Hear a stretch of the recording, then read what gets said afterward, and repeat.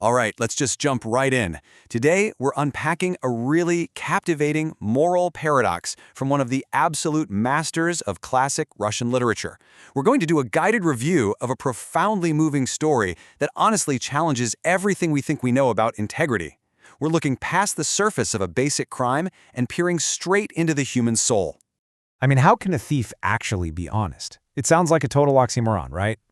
This single contradictory question instantly hooks us into the ethical dilemma at the heart of our story today. By definition, a thief operates in deception. But as we navigate through this review, we're going to see how a man can commit an unforgivable act of betrayal, yet possess a conscience so brutally unforgiving that it completely redefines what honesty actually means. So, the story we're looking at is Fyodor Dostoyevsky's Honest Thief. Now, you probably know Dostoevsky from massive, heavy-hitting novels like Crime and Punishment, where he uses the absolute bleakest circumstances to examine the brightest sparks of human conscience. And he does the exact same thing here. It's an intimate, gritty look at morality and destitution in 19th century St. Petersburg, told entirely by a pragmatic old soldier to his lodger. Here is our roadmap for today. We'll cover 1. The central conflict. 2. A bond born of pity. 3. Extreme poverty. 4. The ethics of theft. And finally, 5. Guilt and forgiveness. Okay, part 1. The paradoxical central conflict, or trying to save a lost soul. So, the whole story is narrated by this old soldier and tailor named Astafy Ivanovich. Astafy is a super practical, hard-working guy who has survived purely by his own two hands. And he absolutely despises thieves. He literally says there is no vermin worse than someone who steals the sweat of a working man's brow. But then, in the exact same breath, he drops this anomaly. He admits that he actually met a man who stole from him, but who he still considers, fundamentally, an honest man. Which brings us to part 2, a bond born of pity between Astafy and Emelian.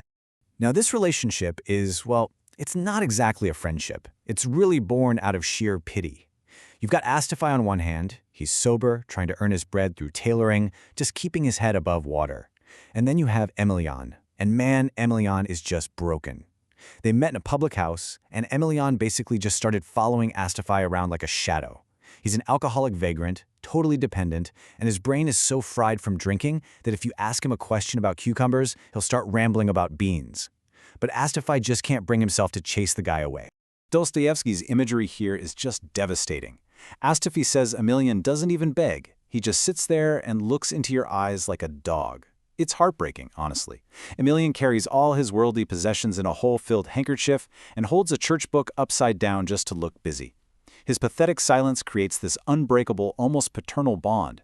Astafy realizes that if he abandons him, Emelian will literally just die in the streets.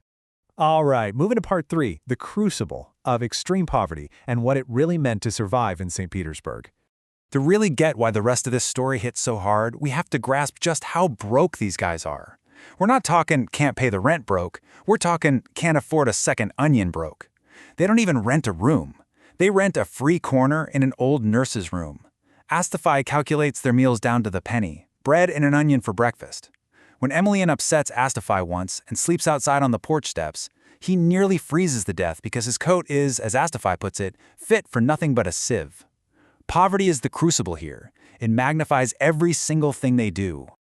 That sets the stage for part 4, the ethics of theft and the mystery of the disappearing breeches. So, Astafy has this custom tailoring order that a client rejected, a really fine pair of blue-check riding breeches. They're worth 5 silver rubles. Now, 5 rubles might not sound like much to us, but in their world, that is absolute security. It's the difference between having warm clothes to survive the winter and having absolutely nothing. Well, one day, Astafy leaves the room briefly, and when he returns, the breeches are gone. And for Astafy, the initial reaction isn't even just about the money. It's this profound, burning ache in his chest at the thought of being betrayed by someone he essentially adopted. Let's trace how this all actually goes down. Emelian was having a rough time, hadn't had a drink in days, just moping around. Then the breeches vanish. When confronted, Emelian goes into massive denial. He literally gets down on his hands and knees, frantically crawling under the bed, pretending to search for the very pants he stole. It's such a pitiful display. Astafy calls him out for stealing from the man who feeds him, and Emelian just goes white as a sheet. He sits in stunned silence, and physically his body just begins to shut down from the shame. Which leads us to our final section, Part 5, Guilt, Confession, and Forgiveness, the real heartbreak of the story. This is the emotional core, right here. The theft itself, it almost doesn't matter compared to the psychological toll it takes on Emelian. This is where Dostoevsky is a genius. He turns a simple stolen pair of pants into a masterclass on the human conscience. Emelian basically tortures himself. He flees into the freezing streets, comes back days later, starved, blue, and covered in dirt. Astafy actually feels bad and offers him food and a drink of vodka, but Emelian refuses. The grief is gnawing at his heart so violently that he can't stomach anything. He is literally dying of a broken conscience. As he's literally on his deathbed, Emelian asks this incredibly pathetic, heartbreaking question. He asks Astafy how much his old tattered coat would fetch at a secondhand dealer. He knows it's practically a sieve, but as his life is slipping away, he's desperately doing the math in his head, hoping it might somehow fetch enough to repay those 5 silver rubles. It's a dying man trying to balance a moral ledger with nothing but absolute rags. And then, at the very end, we get this, his final confession. He waits until his very last moments, asks for a drink of water, and finally pushes the truth past his trembling lips. Notice the stuttering, the sort of. That's not him making excuses, you know? That's just a man who is so utterly crushed by his own dishonesty that he can barely form the words. Astafy's reaction is just beautiful. He doesn't lecture him. He doesn't demand the money back. Seeing the sheer agony Emelian has put himself through, Astafy feels a lump in his own throat and offers total, immediate absolution.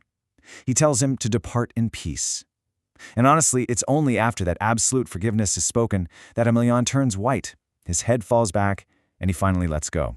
The honesty of his confession, fueled by a lethal dose of guilt, completely redeems him in Astafy's eyes.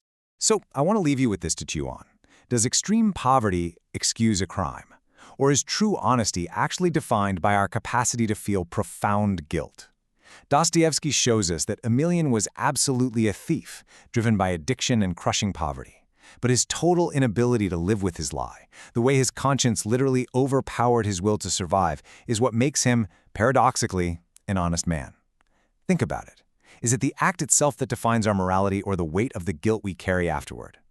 Thanks so much for unpacking this amazing masterpiece with me today.